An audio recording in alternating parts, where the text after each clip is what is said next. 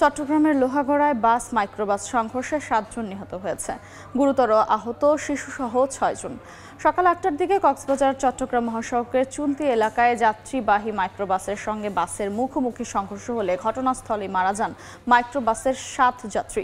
খবর পেয়ে পুলিশ ঘটনাস্থলে পৌঁছে গুরুতর আহত 6 জনকে উদ্ধার করে স্থানীয় হাসপাতালে পাঠায়। তার মধ্যে গুরুতর 4 জনকে চট্টগ্রাম মেডিকেল কলেজ হাসপাতালে পাঠানো হয়েছে। এ নিয়ে গত 3 দিনে একই এলাকায় 3টি দুর্ঘটনা ঘটেছে। মারা গেছেন সর্বমোট 14 জন আর 30 জন আহত হওয়ার খবর পাওয়া গেছে।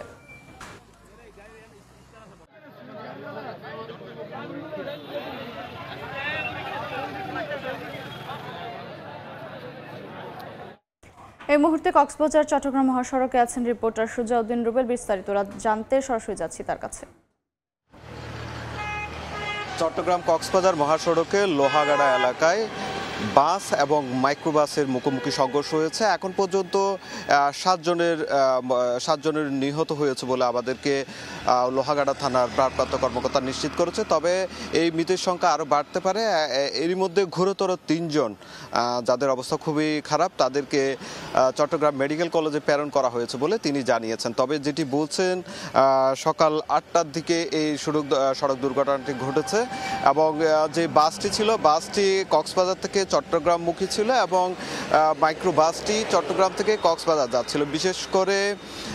বিশেষ করে যে গুরুতর যে 3 জন তারা চট্টগ্রাম মেডিকেলে রয়েছে। আরও 3 জন, মোট আরও বেশ কয়েকজন 6 জনের অধিক আহত হয়েছে, তাদেরকে চিকিৎসা দেওয়া হচ্ছে সেই বিষয়টি জানিয়েছে। মূলত যেহেতু ঈদ পরবর্তী মানুষ কক্সবাজার দিকে ছুটে যায়, এই ছুটে যাওয়াকে কেন্দ্র করে কিন্তু গাড়ির যে কক্সবাজার চট্টগ্রাম মহাসড়কে যে পরিবহনের সংখ্যা অনেক বেশি, সেটি আমরা লক্ষ্য করছি। এখনও আমরা যে হাইওয়েতে রয়েছি সেখানেও আসলে প্রচুর পরিমাণ গাড়ি ঢাকা কিংবা চট্টগ্রাম থেকে হয়ে কক্সবাজার যাচ্ছে। বিশেষ করে যেহেতু ঈদের ছুটি, এই ঈদের ছুটিকে কেন্দ্র করে যাত্রীরা কক্সবাজার মুখী হয় যাতে ঈদের ছুটিগুলো কক্সবাজারে কাটানো যায়।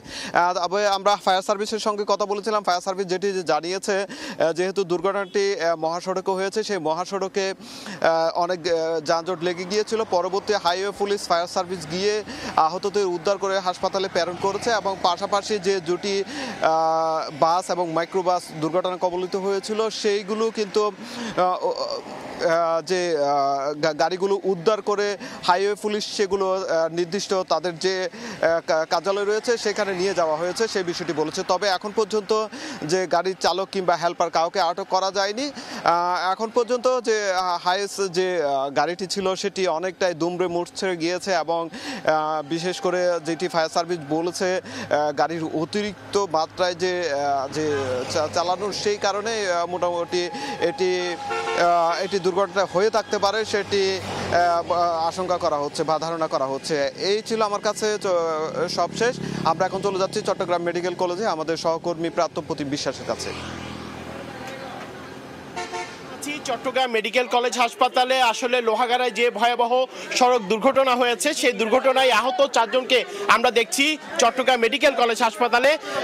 কিছুক্ষণ আগেই কিন্তু নিয়ে আসা হয়েছে। 4 জনের মধ্যে 2 জন পুরুষ, 1 জন মহিলা এবং 1 জন শিশু আছে আমরা দেখেছি। তবে 4 জনের মধ্যে যারা এনেছে তাদের মধ্যে 2 থেকে 3 জনের অবস্থায় কিন্তু আশঙ্কাজনক আমরা দেখছি। আপনারা দেখছেন আমাদের ক্যামেরায়, যারা এই মুহূর্তে এখানে চট্টগ্রাম মেডিকেল কলেজ হাসপাতালে আমাদের ক্যামেরায় দেখা যাচ্ছে, আসলে তাদের অবস্থা আশঙ্কাজনক এবং চট্টগ্রাম মেডিকেল কলেজ হাসপাতালের চিকিৎসক যারা রয়েছেন বা এখানে দায়িত্বরত যারা রয়েছেন তারা কিন্তু চেষ্টা করছেন যাতে দ্রুত চিকিৎসা সেবা দেওয়া সম্ভব হয়। মূলত আজকে সকালে লোহাগাড়ায় চট্টগ্রাম কক্সবাজার মহাসড়কের বাঙালি এলাকায় 2 দিনের ব্যবধানে যে বাস ও মাইক্রোবাসের মুখোমুখি যে সংঘর্ষ, সেই সংঘর্ষে কিন্তু 7 জন নিহত হওয়ার ঘটনা ঘটেছিল। এর আগে কিন্তু আমরা দেখেছি ঈদের দিনও কিন্তু একইভাবে কিন্তু একই এলাকায় সংঘর্ষের ঘটনা ঘটেছে, 2টি বাসের মুখোমুখি সংঘর্ষ, তখন 5 জন মারা গেছে। আজকে কিন্তু 7 জন মারা যাওয়ার ঘটনা ঘটেছে এবং আপনারা দেখছেন যারা এই মুহূর্তে আহত হয়ে চট্টগ্রাম মেডিকেল কলেজ হাসপাতালে আসছেন তাদেরকে কিন্তু এই মুহূর্তে যাতে দ্রুত চিকিৎসা সেবা দেওয়া সম্ভব হয় সেই ব্যবস্থাটুকু করা হচ্ছে। তবে আমরা দেখছি যাদের যে 4 জনকে এখানে নিয়ে আসা হয়েছে তাদের অবস্থায় কিন্তু